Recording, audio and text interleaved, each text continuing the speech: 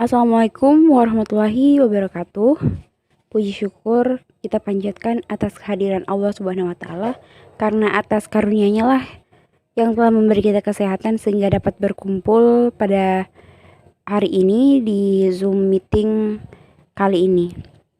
Baik, perkenalkan kami dari kelompok 9 yang akan mempresentasikan hasil diskusi kami dengan materi komunikasi pemasaran sosial.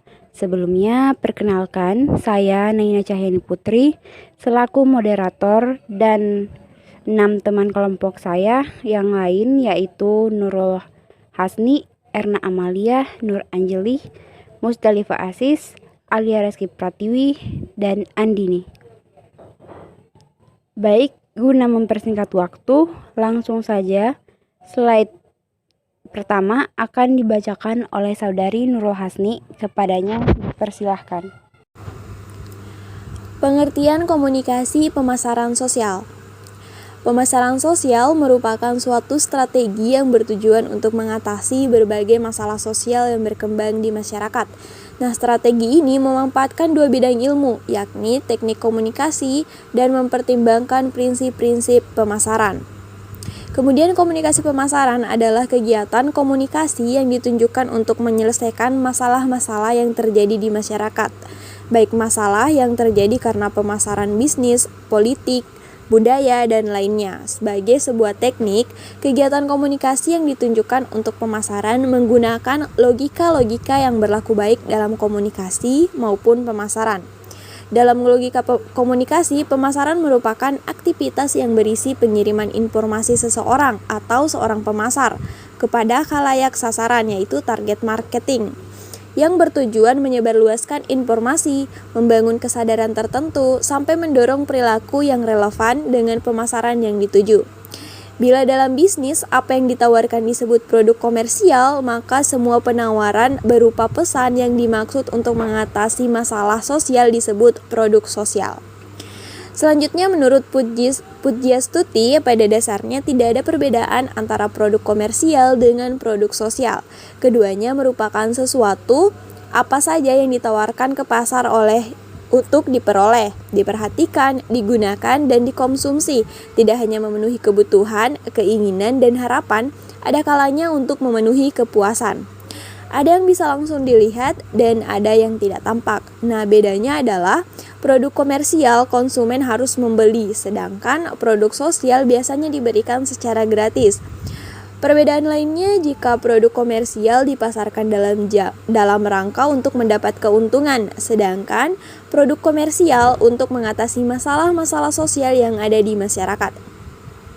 Kemudian menurut Kotler dan Roberto, ide dan kebiasaan produk yang menyebabkan pemasaran sosial lebih sulit daripada pemasaran komersial disebabkan oleh beberapa hal, yaitu inflexibility, yaitu pemasar komersial lebih mudah mendesain ulang produknya dibandingkan pemasar sosial. Mereka bisa dengan mudah berubah warna, bentuk, desain, atau fitur yang lain. Nah, sedangkan pemasar sosial lebih sulit dalam merubah produknya. Kemudian intangibility, yaitu produk di pemasaran komersial bentuknya lebih jelas dan mudah diamati. Sedangkan produk di pemasaran sosial lebih sulit diamati keluarannya atau outputnya karena sering memberikan pemahaman di dalam kesadaran manusia. Kemudian complexity, yaitu produk sosial lebih kompleks dibandingkan produk komersial. Oleh karena produk komersial dapat fokus pada satu manfaat, sedangkan produk sosial mempunyai manfaat lebih banyak, tetapi tidak nampak jelas dan harus tetap dijelaskan efek negatifnya pada masyarakat. Kemudian kontroversial, yaitu produk sosial sering kontradiksi dengan nilai atau norma yang ada di masyarakat. Kemudian weak version benefit, yaitu pada produk sosial manfaat yang didapatkan seringkali untuk masyarakat dan jarang untuk pribadi. Dan yang terakhir yaitu negative frame, yaitu produk sosial terutama yang merupakan perilaku sering terdengar negatif dan tidak nyaman dilakukan. Baik, terima kasih. Itulah paparan materi yang dapat saya sampaikan. Saya kembalikan kepada moderator. Untuk slide selanjutnya akan dibawakan oleh Saudari Erna Amalia. Kepadanya dipersilahkan. B. Desain produk sosial. Desain produk sosial dimulai dengan merumuskan tujuan dan sasaran pemasarannya. Isi pesan yang menyesuaikan dengan siapa sasaran pemasaran dan apa tujuan pemasarannya. Tujuan pemasaran sosial sendiri dimulai dari menginformasikan, memahamkan, menyadarkan, mengubah, dan menjadi agen perubahan. Untuk slide kali ini akan dibacakan oleh Saudari Nur Anjeli. Kepadanya dipersilahkan. Bagian C. Contoh pemasaran sosial yang berhasil. 1. Program Keluarga Berencana atau KB. Sebagai produk sosial, Keluarga Berencana merupakan program pemerintah di masa Orde Baru yang memiliki konten ide yang sangat penting. Karena memiliki tujuan, goal maupun sasaran objektif yang jelas. Tujuan program KB adalah menurunkan tingkat atau pertumbuhan penduduk yang sangat tinggi. Adapun banyak teori yang menyatakan bahwa tingkat pertumbuhan penduduk yang tinggi dan tidak seimbang dengan pertumbuhan ekonomi akan berdampak pada angka kemiskinan. Robert Malthus 1766 sampai 1834 menyatakan bahwa pertumbuhan manusia itu seperti deret ukur, sedangkan pertumbuhan sumber daya alam untuk memenuhi gaya hidup seperti deret hitung. Artinya, pertumbuhan penduduk berkali lipat jika tidak tersedianya makanan dan sebagainya. Yang kedua, sejarah panjang. Organisasi keluarga berencana dimulai dari pembentukan Perkumpulan Keluarga Berencana pada tanggal 23 Desember 1957 di Gedung Ikatan Dokter Indonesia. Nama perkumpulan itu sendiri berkembang menjadi Perkumpulan Keluarga Berencana Indonesia atau PKBI atau Indonesia Plan Parenthood Prediction atau IPP. PKBI memperjuangkan terwujudnya keluarga yang sejahtera melalui 3 macam usaha pelayanan, yaitu mengatur kehamilan atau menjalankan kehamilan, mengobati kemandulan, serta memberikan nasihat perkawinan. Baik, selanjutnya slide kali ini akan dibawakan oleh Saudari Musdalifah Asis. Kepada Saudari dipersilahkan. Baik, selanjutnya nomor 3, kualifikasi pemasar atau penyuluh. Sebagai komunikator atau pemasar KB, mereka harus menguasai kompetensi teknis, kompetensi manajerial, dan kompetensi sosial. Anugerah Hadi pada tahun 2016 menyatakan kompetensi yang harus dimiliki oleh seorang PKB sebagai berikut. Yang pertama, kompetensi teknis, yaitu kompetensi mengenai bidang yang menjadi tugas pokok organisasi. Definisi yang sama dimuat dalam PP nomor 101 2000 tentang Diklat.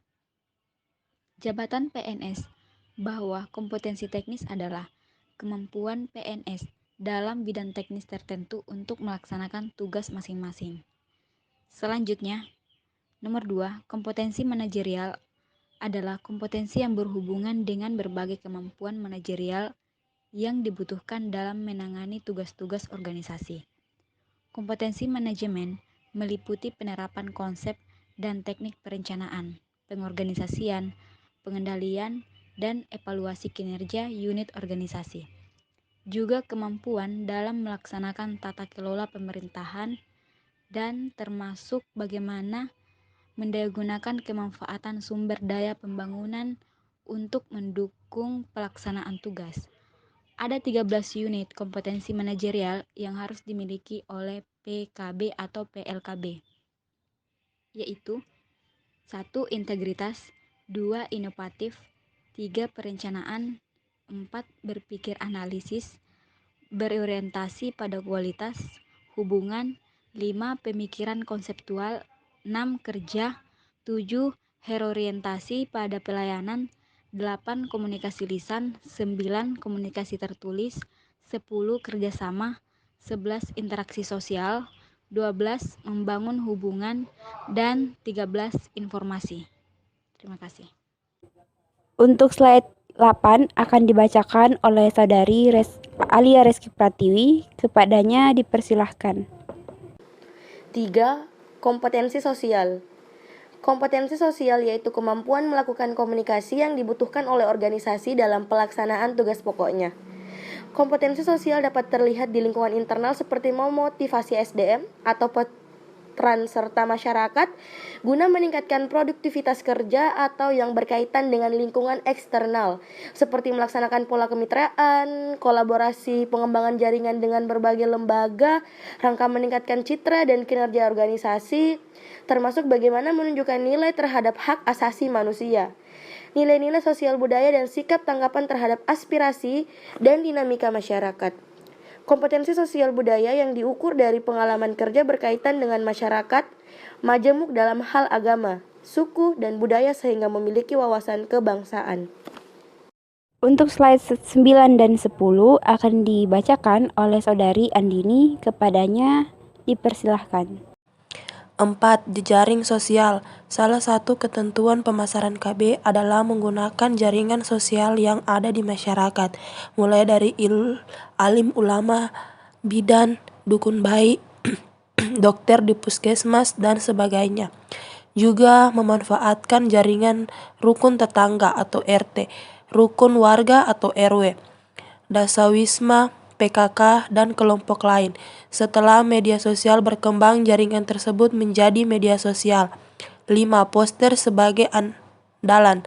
Dari sekian banyak media promosi KB adalah poster. Melalui poster di samping dapat ditampilkan gambar-gambar yang menarik, juga dapat diperinci isi pesannya, kemudian diberi penekanan atau menekankan. Berikut contoh poster menarik dalam pemasaran sosial KB. 6. Menggunakan media radio. Media radio termasuk media yang sangat berjasa dalam memasarkan nilai-nilai program KB. Meskipun media komunikasi kini telah sangat modern, tetap saja kehadiran komunikasi media yang sangat dibutuhkan dalam pemasaran sosial, terutama pemerintah dalam memasarkan program-programnya, sebagaimana dilakukan kelompok Madu VM. Mereka bekerja dengan dinas-dinas di Kabupaten Tulungagung keberhasilan pembangunan melalui program maupun program yang bersifat off-air seperti pameran, workshop, dan sebagainya. Baik, untuk slide terakhir yaitu kesimpulan akan dibacakan oleh saya sendiri, yang mana komunikasi pemasaran sosial merupakan pola, perencanaan, kebijakan, serta tujuan dari suatu organisasi berbadan hukum dalam melakukan penawaran dan pertukaran gagasan sosial dengan mempergunakan perangkat komunikasi yang dilaksanakan melalui proses sehingga seorang individu dan kelompok mampu perilaku yang menjadi sasaran pemasaran sosial. Terima kasih. Sekian dan terima kasih.